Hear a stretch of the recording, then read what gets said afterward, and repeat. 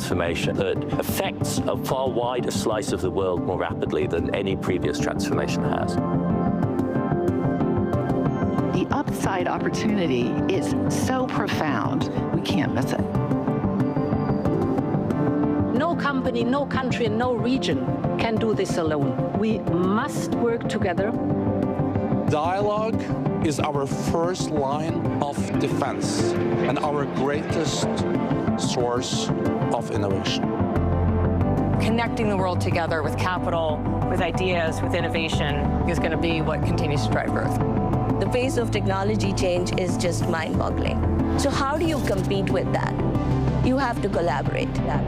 We have to focus on what it means to disagree constructively, what it means really to listen to one another. And it means building the basis for political consensus. It's very important to me that workers have some say-so, because that actually gives them an opportunity to have a voice. Yes, you sit at the table, yes, you negotiate, but we all need each other. Today we are 8 billion. How did we get here?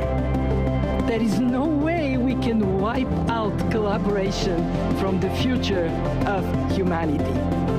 The future is not given to us, it is upon us to create it. It's important to have such dialogues, to understand what you don't have to disagree. To discuss problems, we solve problems. You need to bring others in and listen to what they're concerned. With true dialogue, we can really move forward.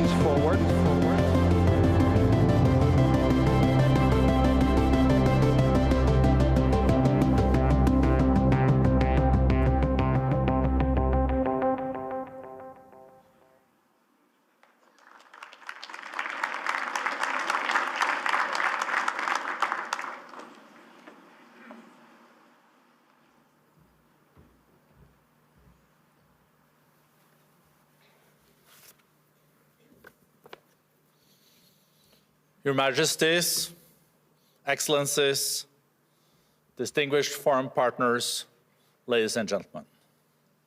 It is really my great honor to welcome you to the World Economic Forum's annual meeting in Davos.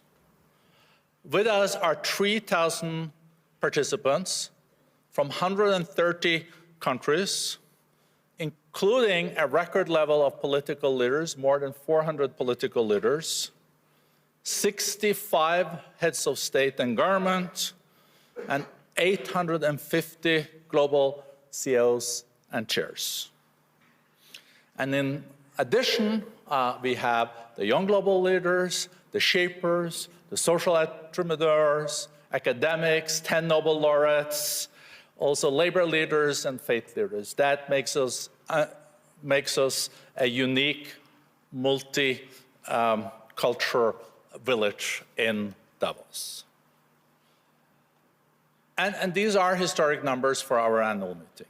We are convening at such a consequential moment for the world, when geopolitical developments are fast-moving, when long-standing trade and economic architectures are being redrawn, and when technological forces are reshaping our industries and societies. We are standing at the start of a new reality, the contours of which are still to be defined. But hopefully it is not the jungle growing back. That is why also the deliberations and dialogues we make here in Davos will shape what comes next. Countries and companies are finding new ways to work with one another, finding the way like water to advance common agendas even in more uncertain times. Last year when we met in Davos, there was a fear that we would be facing a decade of slow growth like we had in the 1970s. Even with the very difficult geopolitical backdrop, maybe the most difficult one since 1945, we are seeing sustained economic growth. The IMF numbers that came showed 3.3% expected economic growth this year. And we are also seeing that trade is growing. Not 5–6% as in the past, but still growing 3%. When you read the media, you feel that things are contracting.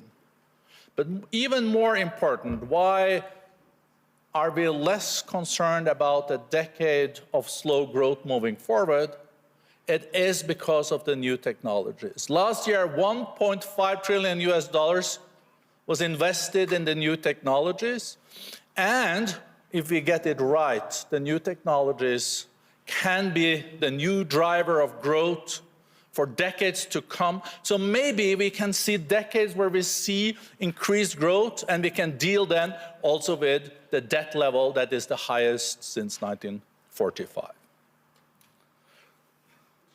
The foundation of moving forward has to build on cooperation and dialogue. It is the only way to identify shared interests and chart pathways forward together. This is why the theme of this year's annual meeting is a spirit of dialogue. It is really my hope that the week ahead and the year ahead will chart collaborative pathways forward for business and government, and shape a more prosperous and secure era. I'm now pleased to introduce the co-chair of the World Economic Forum and chair and CEO of BlackRock, Larry Fink. Welcome, Larry.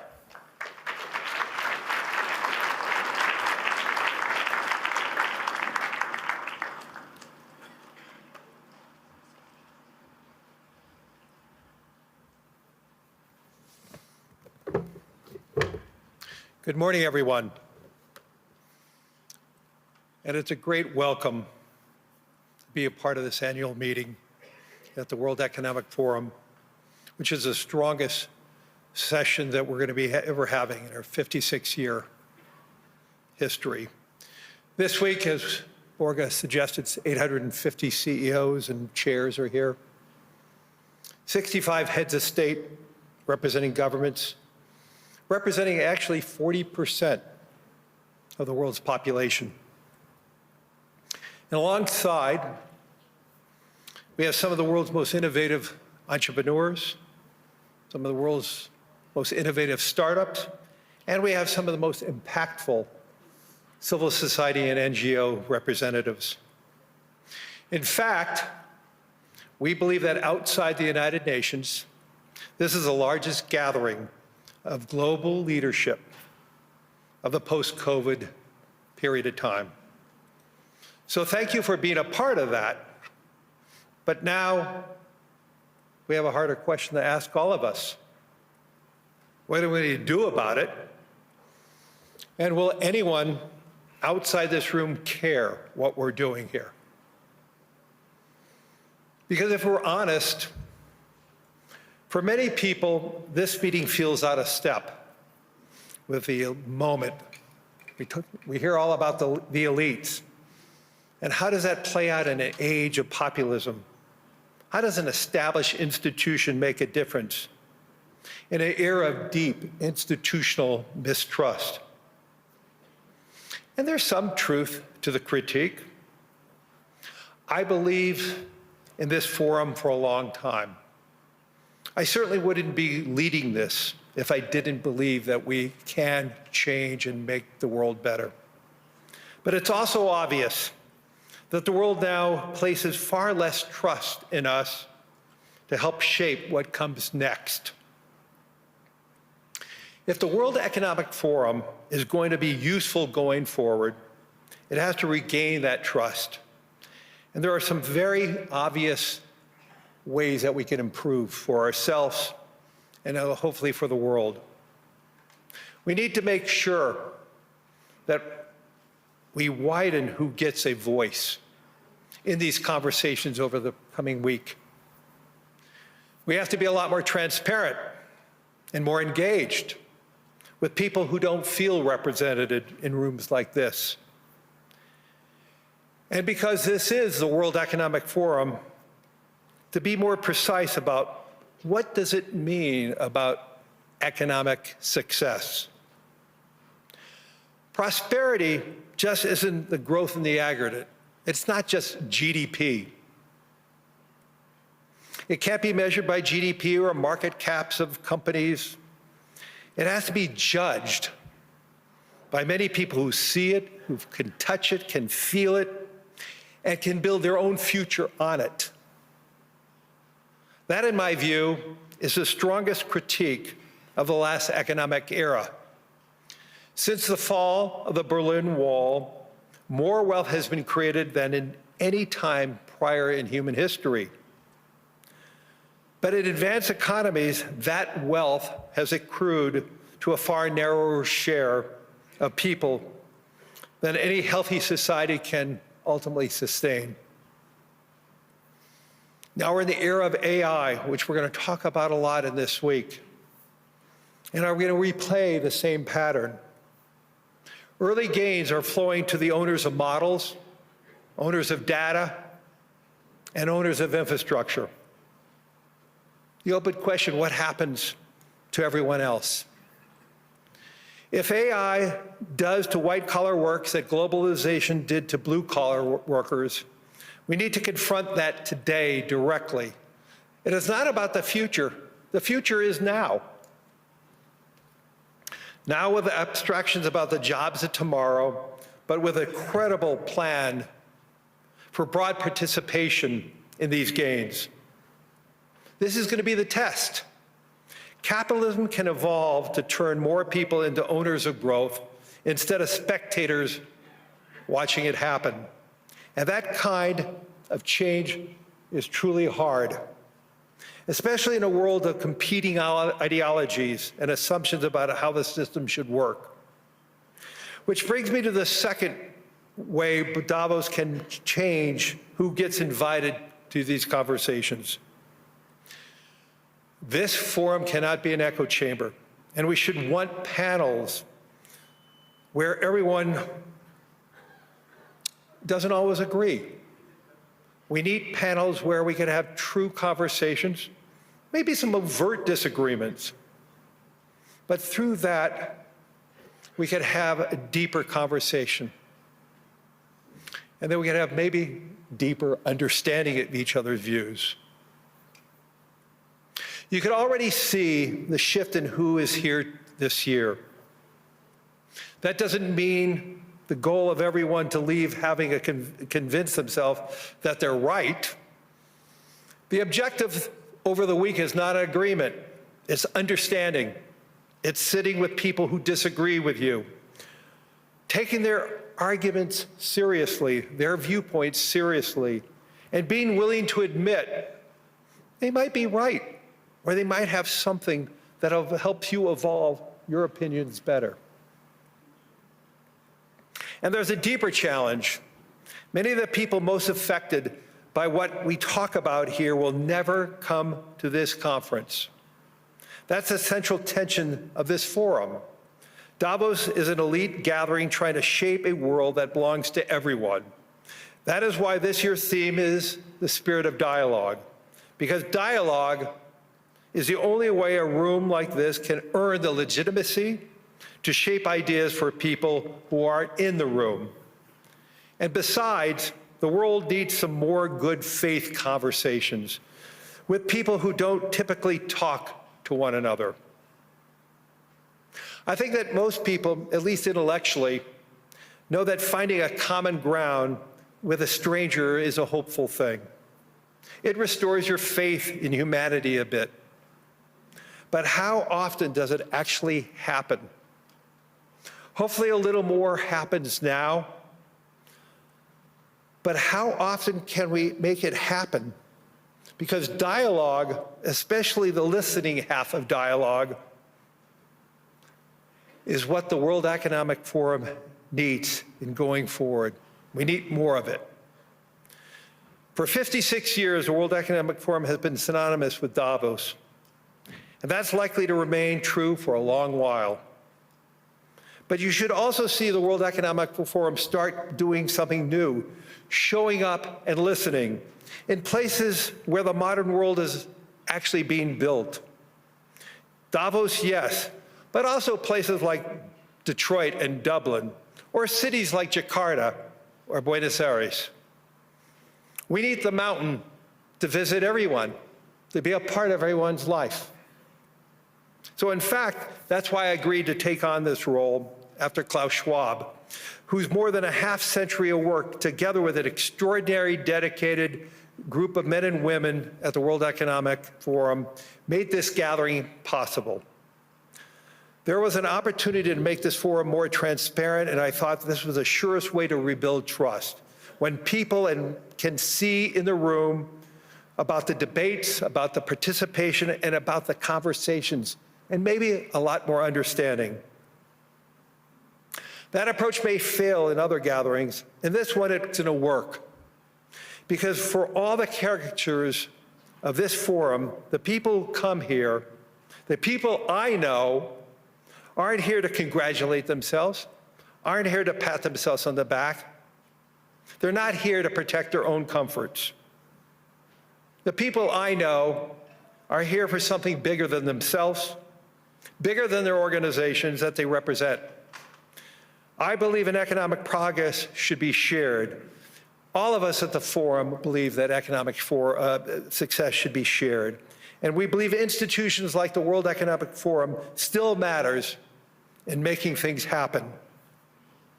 So let's remember this during the week about real conversations. Let us all commit to listen, to learn, to understand. And if we can all do that, we will all be better for that. Thank you. And now my co-chair.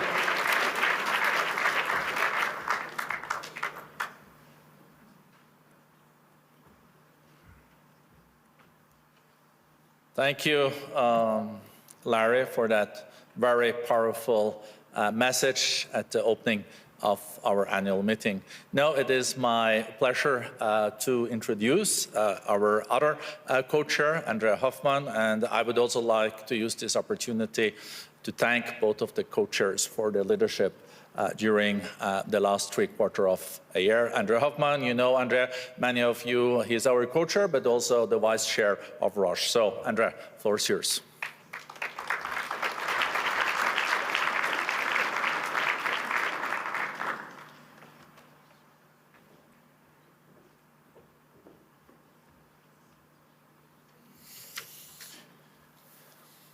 Your Majesties, Excellencies, distinguished forum partners, ladies and gentlemen, it is now also my turn to welcome you here in this meeting placed under the spirit of dialogue.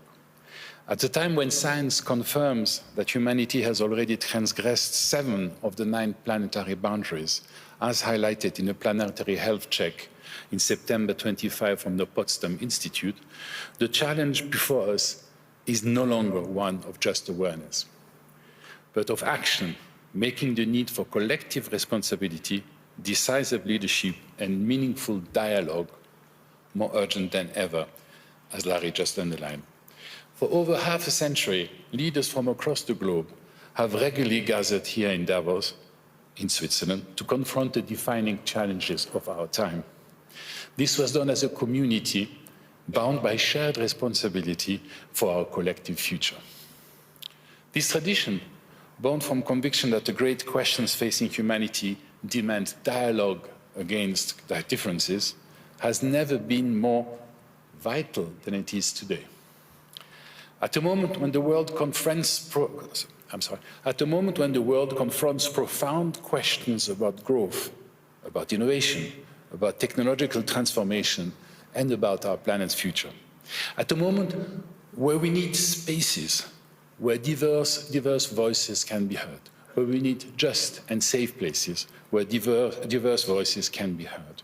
At a moment where complexity must be examined from multiple perspectives so that we gain the insights we desperately need. This is why the World Economic Forum exists. Since 56 years, it is the international organization for public-private cooperation. A space where government, businesses, and civil society come together and generate the insights that emerge when different worldviews actively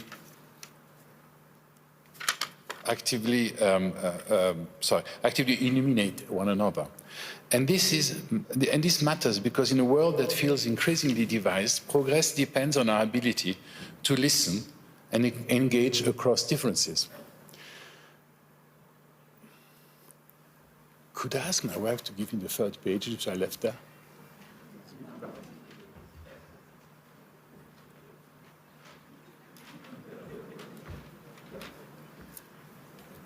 As you can see, you can be prepared, but also a bit clumsy in delivery. Sorry about that.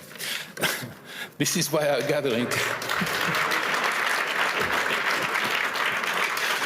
This is why our gathering takes place here, in Switzerland, a nation whose tradition and commitment to dialogue reflects the very spirit we seek to embody. Davos has over so many years almost become, as I said before, a synonym for the World Economic Forum. It is therefore a particular pleasure for me to welcome Monsieur Guy Parmelin, President of the Swiss Confederation, as the opening speaker here in Davos. Bonjour, Monsieur le Président de la Confédération. Je vais vous demander de venir sur scène. Merci beaucoup. Merci d'avoir accepté de partager vos réflexions avec nous. Thank you for accepting our invitation. Has been a member of the Swiss Federal Council for over 20 years. He initially led the Federal Department of Defense, Civil Protection and Sport, and since 2019 has headed the Federal Department of Economic Affairs, Education and Research. Mr. President, when you were inaugurated as President by the Swiss Parliament last December, you chose to speak about dialogue. At a time of uncertainty and tension, you reminded Parliament that Switzerland's diversity is not something that sustains itself automatically. It only becomes a strength if we truly listen to one another, if we resist the temptation to dismiss different views simply because they come from another political camp. You emphasized that societies do not move forward through value judgment on others, but through respect for those who think differently. Diverging opinions, you argued, are not an obstacle, but a driver of progress and a source of genuine innovation. This understanding of dialogue, rooted in listening, proximity, respect, and a shared sense of responsibility and humanity, is one that deeply resonates here in Davos. It also reflects the value of the World Economic Forum. Talk and listen to each other, embrace other options, and act in a collective interest. The spirit of dialogue. Before inviting the President to speak to us, allow me also to express our deepest gratitude to the Swiss government, to the Swiss Parliament, to the Canton of Graubünden, to the Swiss Army, and to the police. A special thank you goes to the community of Davos and Cloisters for their decades of exceptional hospitality and partnership. And above all, our thanks go to the people of these communities whose openness and commitment truly embodies the spirit of Davos and the spirit of Switzerland. Your Majesties, Excellency, distinguished forum partners, ladies and gentlemen, it is a particular pleasure to invite now le Président de la Confédération Suisse, Guy Parmelin, to address us. Thank you very much, Guy. The floor is yours.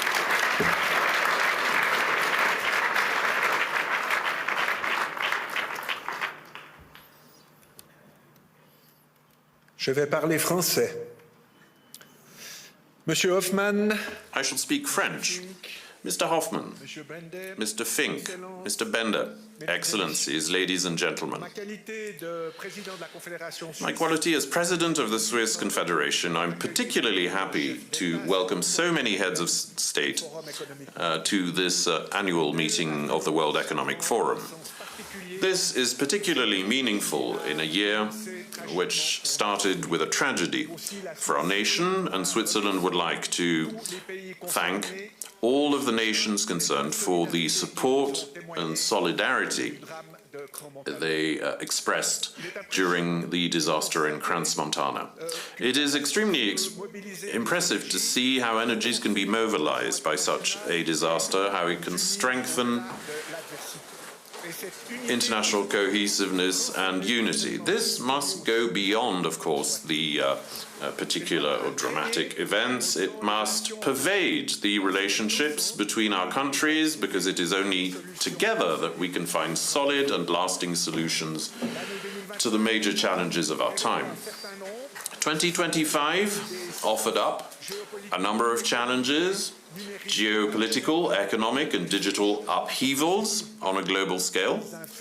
They can be seen everywhere. They permeate our daily lives and even extend to the World Economic Forum, for which the past year was not a walk in the park. This edition, with its many distinguished guests, attests to the importance of resilience and dialogue in the bedrock of our institutions and their ability to cope. 2026 has barely started, yet there are indications of upheavals to come and potential flashpoints. Ukraine, Gaza, Sudan, and now Venezuela and Iran, to name but a few. In terms of economic policy, protectionism is on the rise all over the world. In addition, there are many unresolved issues about the role and control of artificial intelligence that remain unanswered. This should come as no surprise. For humans, standing still is not an option. Or to quote philosopher Henri Bergson, to exist is to change. This year will be marked by technological advances, as well as economic and security concerns. The rapid rise of AI is set to deeply transform the fabric of our societies. The changes it brings will be visible at every turn and in every area of human life, the economy, government, in our day-to-day lives. They're changing the way we work, communicate, and make decisions. As such, they present both risks and opportunities. Digital transformation will bring the dangers of cybercrime, disinformation, but also exciting prospects, particularly in the field of healthcare. Technology is never inherently good or bad. It is what we make it. And to make it a positive ally, its users must have a deep sense of responsibility. Change is not just a matter of speed. As Economic Affairs Minister trained in the School of Life, I'm well placed to explain that lasting success depends on early and forward planning. This is a rule that applies to many other sectors, where investments do not generate immediate returns. I'm thinking of research, which also falls under my remit as minister. Long-term thinking is necessary in any situation. It is particularly necessary in times of upheaval. It can help us to drive progress while remaining true to our fundamental values, without forgetting their meaning or their role. Excellencies, ladies and gentlemen, Switzerland draws its strength from the consistency that helps to ensure political stability. Consistency is not a source of stagnation. On the contrary, it is the foundation of progress. Our country is fortunate enough to have an excellent education and research system with a capacity for innovation that recognized far beyond its borders. With its open, export-oriented economy, Switzerland is an integral part of the global economy. The Federal Council is deeply committed to ensuring that our country can continue to participate successfully in the vitality of that economy. One of our current priorities is to stabilize and expand relationships with our most loyal and significant partners. Switzerland also wishes to continue to diversify its international relations, particularly in the areas of trade and science. Even in the current climate, which is prone to protectionism, we believe in the success of free trade and wish to continue expanding our networks of agreement. To achieve this, we must be able to conduct negotiations on an equal footing, yielding good results for the benefit of all parties. Agreements of this kind, which are mutually beneficial, don't happen by chance. We have the ability to build them patiently, one step at a time. Personal contacts and a willingness to engage in dialogue are essential, and we have both. The World Economic Forum has always contributed to this dialogue, and I would like to thank it for offering us, in Switzerland, once again this year, an extraordinary international platform for exchange. Switzerland is in tune with this. As a neutral nation, it is able and willing to assume its responsibilities in favour of a rules-based international order, international law, human rights and free trade. These values have always defined us. This year, Switzerland is taking on a particularly demanding task in chairing the OSCE, Organization for Security and Cooperation in Europe. However, our country's diplomatic strength also lies in its recognized practice of good offices, for which International Geneva provides a stage commensurate with the challenge at hand. Switzerland is always available to play a part. Excellencies, ladies and gentlemen, our different positions offer us unparalleled prospects on the evolution of our worlds and the dangers that threaten it. They also provide us with the necessary overview and connections to address these changes with the appropriate means and in a concerted manner. Society, science, economics and politics must interact in a spirit of partnership. Otherwise, problems can only be addressed in a partial and imperfect manner. Let me add that it also takes courage to take on a task of this magnitude with the ambition of seeing it through to completion. The courage to innovate, to remain true to one's values, to ask for assistance or advice when necessary, the courage to make a long-term commitment, as wine growers do when faced with the slow and relentless pace of nature. We shall see what AI has to offer. We will certainly still be amazed, perhaps dazzled.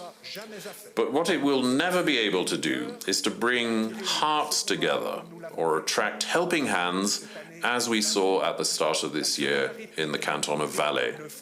Solidarity and humanity are not part of digital vocabulary. I see this as a good omen for the future. Many thanks for your attention.